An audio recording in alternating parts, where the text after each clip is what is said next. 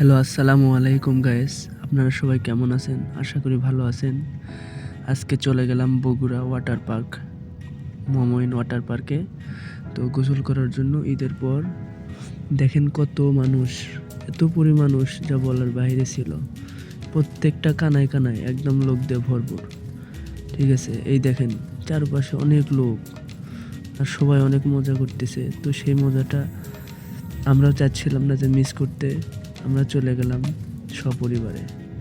আর এই দেখেন আমার ছোট্ট মেয়েটা অনেক খুশি আজকে এখানে যে সে এত পরিমাণে খুশি যা বলার মতো না। তো তাকে আমি বিনোদন দেওয়ার চেষ্টা করতেছি। আমরা সবাই হাঁটতেছি, চাচ্ছে ওর নিজের পায়ে দাঁড়াইতে। আর বিশেষ করে এই পানিটার ফ্লেভার এত সুন্দর ছিল যে আপনি যদি সারাটা দিন গোসল করেন তারপরে মনে হয় না যে আপনার কোনো প্রকারের অস্বস্তি লাগবে। আর মাঝে সাঝে পানির যা স্রোত আর এখানে তো আপনার গোসল করার অনুভূতিটা আরও অন্যরকম আলাদা। যেমন এই মাঝে সাঝে পানি নিচ থেকে উঠে আবার বন্ধ হয়ে যায়, নিচ থেকে উঠে আবার বন্ধ হয়ে যায়। আর এখানে উঠলে আপনি আমাদের পুরো বগুড়া শহরের ভিউটা এত সুন্দর যা বুঝতে পারবেন।